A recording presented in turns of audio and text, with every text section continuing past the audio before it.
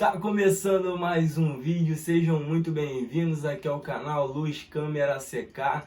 E o vídeo de hoje eu vou falar sobre um caso que você já conhece, já foi muito abordado, mas eu vou fazer correlação a um filme, né? E esse filme é excelente. Eu vou falar hoje sobre A Fera da Penha e vou falar sobre, claro, o caso real e fazer correlações com um filme que se chama O Lobo Atrás da Porta, de 2013, de Fernando Coimbra. Filme excelente, indicado por mim. Fica comigo porque está começando Luz Câmera ACK.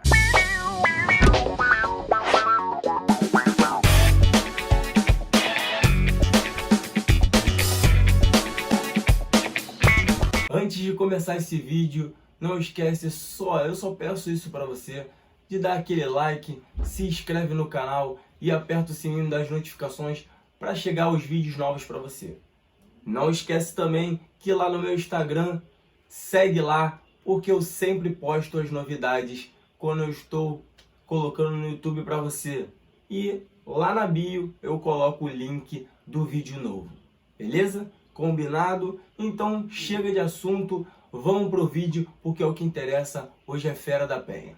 Neide Maria, uma mulher jovem, solitária e que ainda morava com os pais. Quem diria que ela poderia cometer um crime e algo que ia impactar na história do Brasil e do Rio de Janeiro nos anos 60. Tudo começa em 1959, como ela, sempre com os seus hobbies de leitura, principalmente de ler revistas de suspense, de mistério, e de sempre estar lendo a coluna do magnífico Nelson Rodrigues, A Vida Como Ela É. Neide se identificava muito com as histórias. Foi aí que, numa estação de trem aqui da Zona Norte do Rio de Janeiro, ela conheceu Antônio Lopes, um rapaz trabalhador, chefe de família e que estava voltando do serviço. Até hoje não deixa muito claro qual era a profissão de Antônio Lopes. Sabemos que ele era motorista, mas não sabemos se era motorista mesmo de uma firma, de uma empresa, né, com um carro, ou se ele era um motorista de ônibus ou algo relacionado a transporte público. Sei que, por causa dessa coluna de Nelson Rodrigues, de A Vida Como Ela É, os dois começaram a conversar e começaram um a puxar assunto com o outro.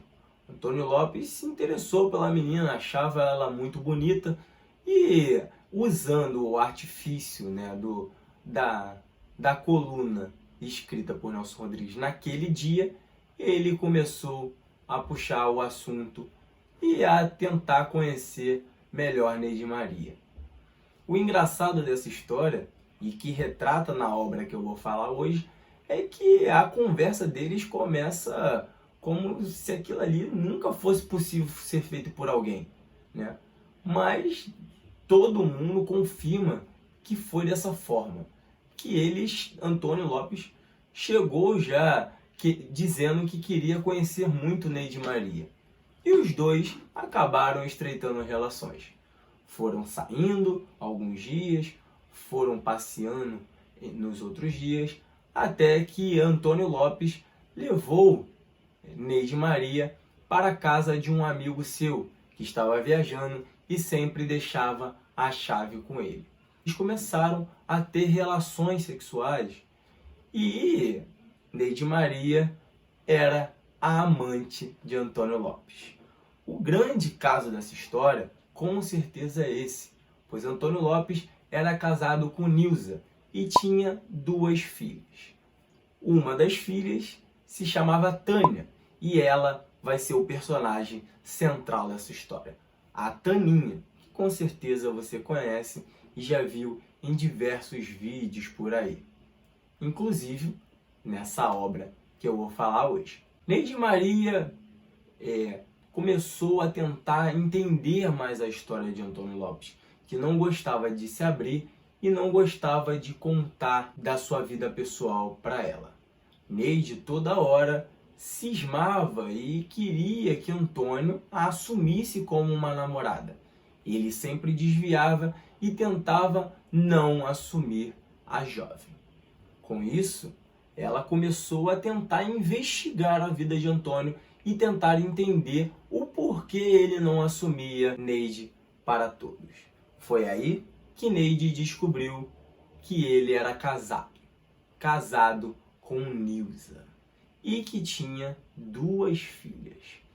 Com isso, Neide ficou desesperada e deu um ultimato para Antônio se separar da mulher. Foi aí que Antônio disse que iria se separar, mas só ficava enrolando e não concluía a separação para assumir Neide para todos. Neide, com isso, começou a ficar com muita raiva, mas também era muito cínica e conseguia sempre não transparecer isso para Antônio. Foi aí que ela começou a ter uma ideia e bolou um plano para se aproximar de Nilza. Primeiro, ela foi de encontro à residência de Antônio. Ela pesquisou muito para tentar saber onde Antônio morava e conseguiu descobrir, até que bateu em sua porta. Quando bateu na porta da casa de Antônio, quem abriu foi Nilza, pois Antônio estava trabalhando naquele exato momento. Ela logo deu uma desculpa, falando que foi uma amiga de colégio e que a Nilza não lembrava e que estava interessada no irmão depois que Nilza deu um pouco mais de abertura no assunto. Elas começaram a conversar, começaram a ganhar uma grande amizade e Neide toda hora se demonstrava como uma tia para Taninha. O engraçado da história é que Nilza, quando foi falar isso para Antônio, ela falava muito superficialmente e ela não entrava no assunto principal, falando qual era o nome dessa amiga, né? Até porque a amiga, né, Neide, mudou o nome para Odete, de acordo com o que é relatado na história. Ela, ainda mais para conseguir ganhar a confiança da menina, da criança Taninha, levava presentes como boneca, doces, brinquedos, coisas que criança adora, né? Taninha achava mesmo que a Neide era uma tia para ela e a confiança já começou a transparecer na criança. Com isso, a partir desse ponto, é que seu plano começava a fazer sentido. Um dia, ela ligou para o colégio de Taninha, a creche, né, que Taninha ficava, e se passou, né, por Nilza, a esposa de Antônio. Falou que uma amiga ia buscar a Taninha e que não teria como ela passar lá para estar levando a menina. Com isso, a creche liberou na mão de Neide, até porque Taninha reconheceu a Neide e não demonstrou de nenhuma forma estar descontente de ter visto a sua tia. Ela levou a menina e ficou andando por volta de 6 horas. Em torno das 3 primeiras horas, ela ainda foi para uma casa de uma amiga, levou Taninha, ficou um tempo lá e cortou o cabelo da garota para enrolar e colocar na bolsa como prova para ameaçar Antônio. Logo depois dessas 3 horas, ela ainda fica andando com a criança por vários lugares. E até um bar que ela compra álcool identifica a mulher por estar com uma criança. Mas aí por volta de 8 horas, mais ou menos, no matadouro, na Penha, que ela leva a menina, né? E já tinha comprado um revólver, dizem que um calibre 32. A menina começa a ficar assustada, pois elas estão indo para um lugar muito escuro e a menina até tem reações sobre isso. Começa a ficar assustada e com muito medo, mas aí já era tarde demais. Neide dá um tiro na menina e bota fogo no corpo. Mas um pessoal ali do matadouro que estava trabalhando naquele exato momento percebe e chega na hora. e com certeza são as principais testemunhas nesse caso. Nessa história a gente consegue também relatar muito sobre Saulo Gomes, que foi um jornalista que cobriu esse caso na época. Ele sempre gostava de pegar histórias assim, principalmente do nosso cotidiano, e colocar na rádio. Não deu outra, ele logo foi para a delegacia e conseguiu descobrir mais sobre Neide Maria. Inclusive, Neide Maria só confessou para Saulo Gomes, que era o jornalista, em rede nacional, mas para a polícia negava tudo com muito cinismo. A Fera da Penha, como ficou conhecida Neide, foi estampada, nos jornais de todo o Brasil, mas ficou conhecida por um dos dias mais tristes do Rio de Janeiro, em 1960. A obra que eu vou falar hoje e que conta fielmente a história da Fera da Penha se chama O Lobo Atrás da Porta, de Fernando Coimbra, e que é um filme excelente. Neide Maria é interpretada nada mais nada menos por Leandra Leal, que faz um papel digníssimo. Ela tenta ao máximo mostrar que é uma mulher carente, que é uma mulher solitária e que ama de verdade Antônio, como se fosse um primeiro amor dela. E não passa pelo lado só de uma psicopata. Ela passa mesmo por uma mulher normal e que está em desespero por não ter sido assumida. A atriz dá uma excelente apresentação em diversos aspectos, tanto em forçar Antônio a abandonar a família, como também até o fingimento de ser uma amiga de Nilza, E claro, Antônio Lopes é interpretado por Milian Cortez, que é um ator incrível e nada de diferente, entrega um papel muito convincente.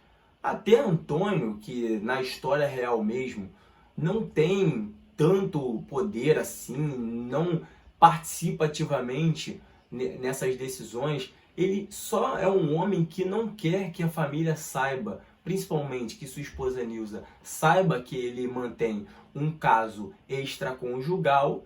No filme é um pouco diferente. Como o ator tem muito potencial, eles vão e exploram outras características, como brigas constantes, Antônio desesperado para que a família não consiga descobrir sobre esse caso, sobre essa amante, que era a Neide, e até a questão da gravidez de Neide, que na história real não é confirmado que ela fica grávida e perde o filho, como é feito em Lobo Atrás da Porta. Claro que Fernando ele usa e utiliza muitos aspectos para tornar o filme mais denso, para deixar o filme mais robusto e para entregar um suspense do que vai acontecer no final, mesmo todos sabendo que na história real Neide mata a Taninha, não é isso? Mas no filme ele consegue fazer esse aspecto noir e ele aproveita muito os dois personagens interpretados pela Leandra Leal e Paul Milian, que são incríveis, são atores que entregam papéis digníssimos de premiação e tudo. O Lobo Atrás da Porta é um filme que tenta se manter fiel. Ele até mostra como os dois se conheceram, mostra que foi numa estação de trem, um ponto inicial de como tudo começou, e ele gosta de retratar mesmo, até quando a Neide fica muito próxima de Nilza, ganha confiança, ele faz com muita calma e sem querer acelerar o processo. O filme ele consegue relatar a história mesmo com grandes detalhes. O Lobo Atrás da Porta merece ser conferido por você. É um filme excelente e que consegue demonstrar toda a história com propriedade da Fera da Penha. Com isso, para finalizar, e até mostra um pouco no final do filme também, é que Neide foi acusada e ela pegou 33 anos de prisão. Sendo que aqui no Brasil, claro, por bom comportamento na cadeia, entre outras coisas, ela cumpriu só 15. E ela foi libertada em 1975. Dizem ainda que ela mora até hoje na casa dos pais e que tem 82 anos. Já o caso de Antônio com Nilza, a Nilza perdoou, né, Antônio por essa traição, e eles até tiveram depois outros filhos no caso. Mas Taninha ficou lá. Quando ela foi enterrada, muitas pessoas ainda iam lá fazer pedidos, como se fosse mesmo um altar de uma santinha. Ela ficou eternizada na história do Rio de Janeiro e do Brasil. Então é isso. Essa é a história de Neide Maria, a Fera da Penha, uma mulher serial killer que assassinou uma criança chamada Taninha. E claro, não esqueça de nos comentários dizer, depois que você assistiu o filme, o que pode ter de diferente que eu não falei aqui no vídeo, tá? Isso é super importante, tanto da história real como da adaptação feita por Fernando. Beleza? Então eu vou ficando por aqui. Muito obrigado pela sua companhia. Não esquece aí de compartilhar esse vídeo para os seus amigos. E até a próxima. Luz, câmera, secar.